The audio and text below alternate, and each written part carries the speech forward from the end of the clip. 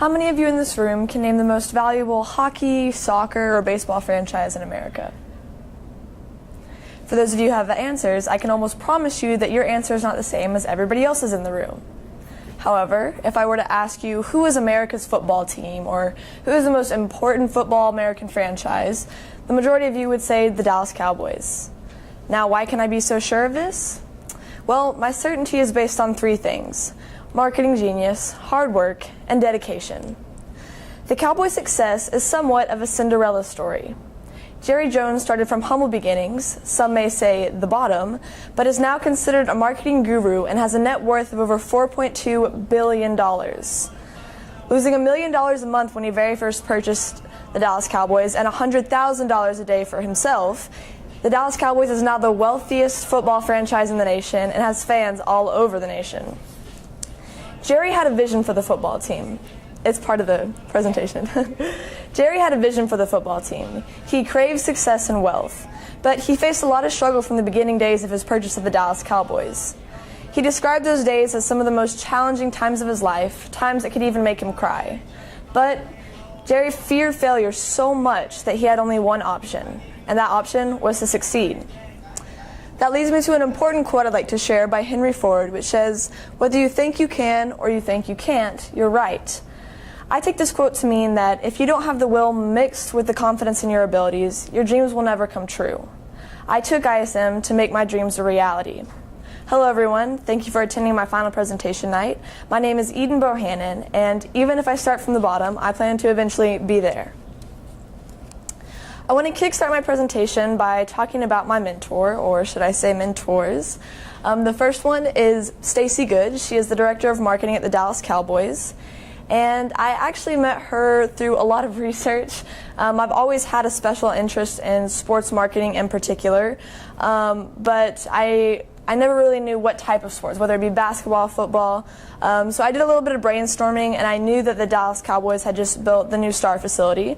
So I researched who the Director of Marketing was, and I found her, but I could not find her contact information anywhere.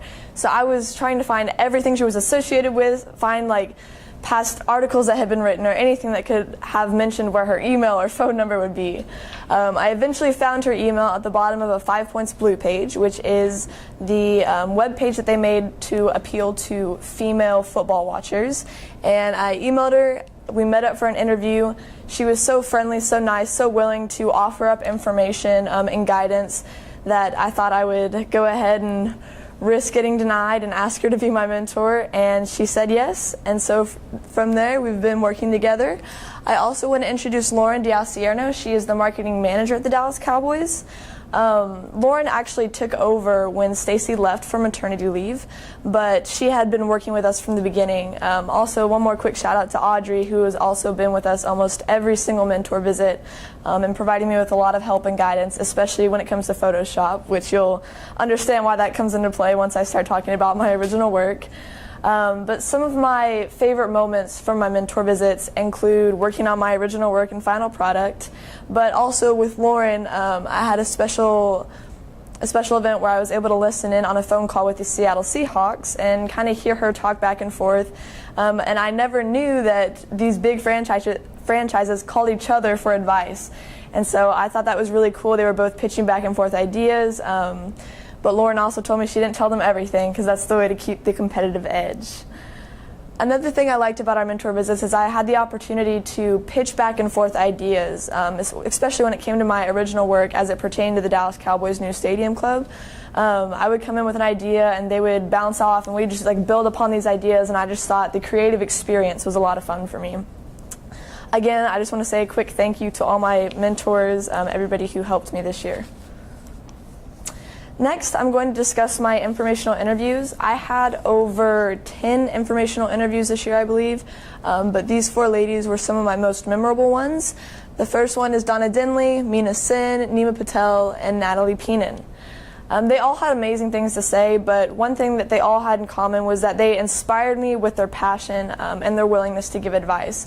I could tell that all of these ladies really loved their job, and it made me a lot more interested in marketing because I thought if somebody can love their job that much, then it must be fun. Some information that stayed pretty consistent among all of these interviews.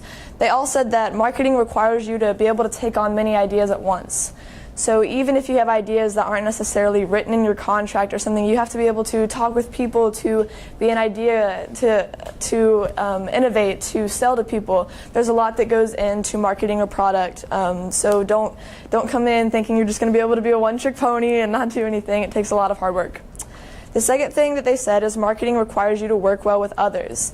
As I mentioned before in all my mentor visits, there's a high level of collaboration, ideas throwing around back and forth. So if you're not able to effectively work with others and listen to what they have to say and then maybe incorporate their ideas into your idea, marketing is not the right field for you. And the last thing, as I just mentioned, they said it's important to be creative, innovative, to think outside the box, to always be coming up with new solutions, because once you narrow down your client base, you have to be able to think of ways to appeal to just them. It's very, very detailed, and it's very important to think outside the box. The next thing I want to touch on is research, and I have a quote that kind of goes along with it. It says, research is to see what everybody else has seen and to think what nobody else has thought. And I think that this concept really applies to ISM, and how throughout the year when we're doing our research assessments, how we're encouraged to not just read what we wrote and then summarize it on the page, but to take what we wrote and apply it to the big picture and how it's going to help us. Some of the research highlights of my year included the UNT trip, which we all got to go to a college for the day, take 3 different classes that pertain to our topic. So not only did I learn a lot about my topic, but I got to see what life in college is going to be like next year, which was an awesome experience. The next research opportunity we had was the Business Symposium, and this is where students are put into this huge room with all these professionals that they've never met, and they have to introduce themselves, talk about what they do, ask the professional what they do, and make a lot of networking connections. And this was probably the most beneficial networking event we did, just because I had the opportunity to walk away with a lot of new contacts and a lot of new people that I conducted informational interviews with later on. I also did a lot of research on social media marketing, which you'll see as I discuss my original work, how to be an effective leader, which kind of applies to everything I'm trying to do in this class, and then how to create a business plan and market a startup. All my research really just furthered my passion for entrepreneurship, which you'll see as I talk more about my final product, because I've learned a lot about all the various aspects up here on the board. Some of the skills I've obtained through my research are leadership, networking, and developing skills. And all of these, as you'll see, will tie into my original work and final product. For my original work, we battled with the idea of what we were going to do for my original work for a really long time. But one day she brought up the idea of the new stadium club that is attached to the Dallas Cowboys AT&T Stadium. That what their goal for the stadium club was to get more traffic in there. So in order to do that, they were going to make a deal, so to speak, with alumni groups to have them come in on the weekends and watch their game with their alumni organization at the stadium club. My specific goal was to get Texas Tech Alumni Association to be interested in our offer. So this required a lot of research. First, I had to do social media research, and you can see some of the pictures up here on the board. But this research required finding out who views what, when they view it, the demographics behind all the social media accounts, so age, gender, where they live, do they have dogs, like the most random things you could think of. And so that required a lot of time. It was really meticulous. Another example of meticulous research I did was finding out the other competitors, so the sports bars in a certain mile radius, and as you can see, I have literally the minute drive it is from the stadium club, the address and everything. And so I was also encouraged to take what some of our competitors were doing and see how we could maybe do it better, or what doesn't work for them, what we should avoid. So that also took a lot of work, but it was really beneficial when I created my marketing outline. This also required a lot of creativity. So how can I increase the traffic? How can I make the user experience unique for the Texas Tech alumni group? So one of the ideas I had, this is just an example, were to incorporate promotional texts. And so I don't know if any of you have been to Cantina Laredo or Sonic, but what they do is if you sign up for this text account, anytime that they have a special deal or an offer going on, they text it to you, and then if you go and show them your text, you get the deal. So my idea was, why not offer that to just Texas Tech alumni group, make them a group text, so to say, and then you send out their offers, and that way they know, all right, if our alumni group comes tonight, we get first drink on them. And lastly, I took ideas and I made visuals for all of the ideas I had. So as you can see, you have the Texas Tech koozies. The Texas Tech game would be playing on all the screens. You would have certain sections reserved for the Texas Tech fans. And so all of these images took a lot of work, and so this is when I mentioned Audrey. This is probably the hardest part of my original work, just because I had to spend so much time on just cropping out photos, trying to get them to fit, putting them in somebody's hand, putting the t-shirt on somebody's back. So it was really challenging, but once I got the hang of it, I felt pretty accomplished. So from this experience, I learned that I'm more creative than I originally thought, and that a lot goes on behind the scenes of any marketing event. It's not just as simple as sending out one direct message and everybody shows up. You have to narrow down who you're trying to get to and then send out your message based on who they are. The real world purpose this serves is some of the ideas I had in my marketing outline actually were used to secure the Texas Tech alumni group, which they now have coming to watch their games on the weekend. So I feel very proud about that and very accomplished. Now I want to discuss my final product. So last year I studied sales under the mentorship of Jenna Brantley, and she works for Legends Global Sales. And throughout the year, I was able to see a lot of the struggles she faced communicating with her sales team and then some of her clients. So for my final products last year, I created this template version of a solution to all her problems into one interface. But over the year, I met with a lot of website developers, a lot of sales teams, a lot of people from different markets, so real estate, computer design, everything. And I kind of reimagined the idea. First, I created a owner versus owner client experience. So I had to narrow down what was the most important attributes into 3 MVPs. MVP means minimum viable product. So basically, what do you need to put in your product to make it the bare minimum? What will get you off your feet until you can start selling to your first customer? And then once you get customers, then you start adding the little things. However, I did add a task reminders aspect, which kind of goes outside my MVPs, but it wasn't as much work, so that it took away from the focus of my MVPs.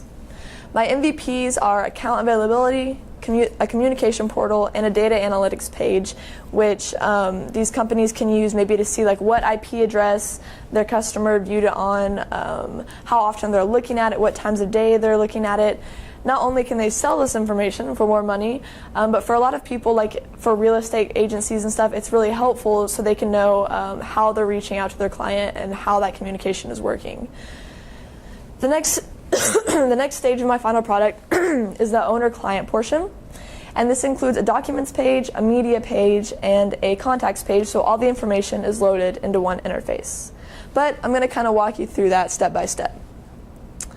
So first, as you can see here, this was my previous template from last year, and there's 1, 2, 3, 4, 5, 6, 7, 8 different tabs.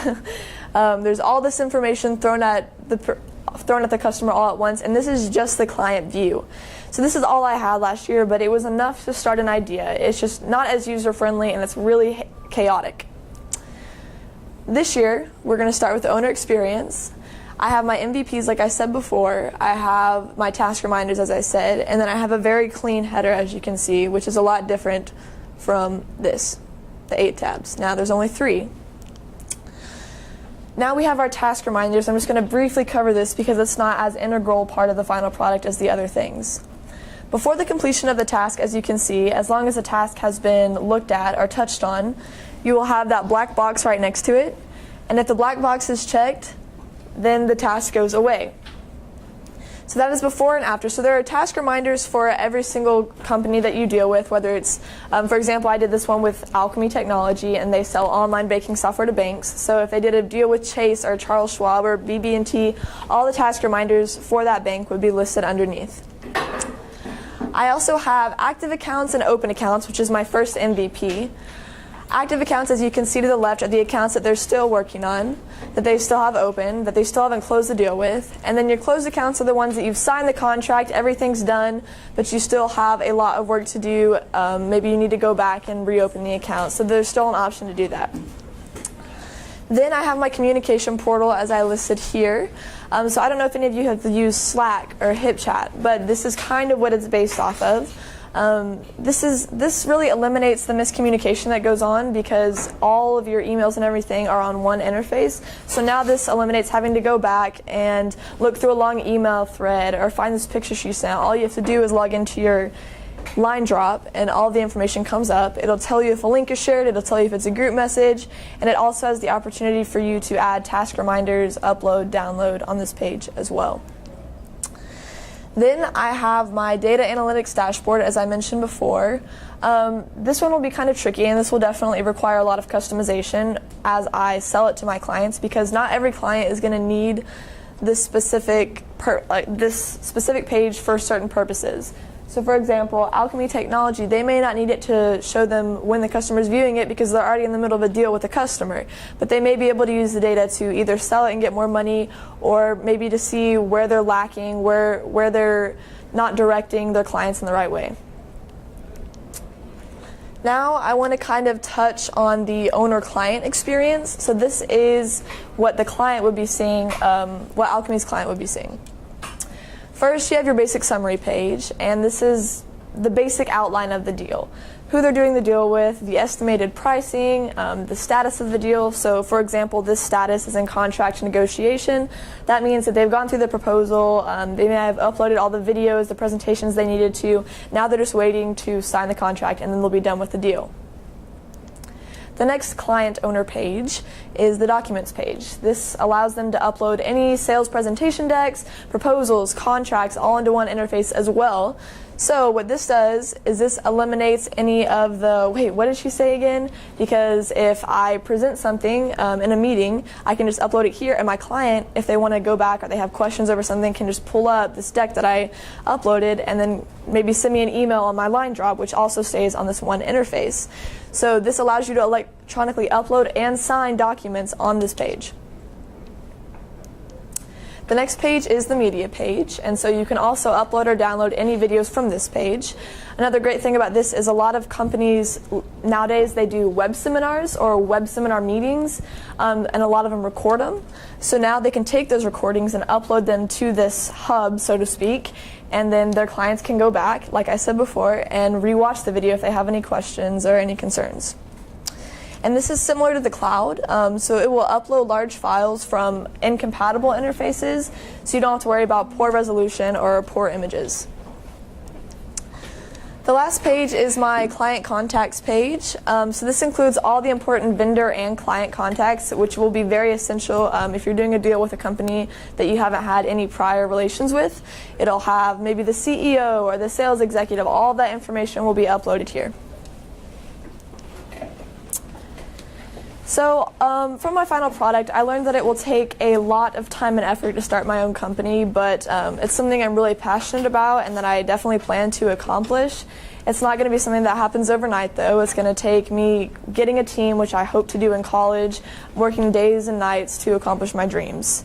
My goal is to eventually sell this product to sales teams from numerous markets, not just for computer sales as this example is, but maybe to real estate, car sales. I hope to expand the idea to reach a broad audience. And I hope to eventually be able to use this and make millions off of it.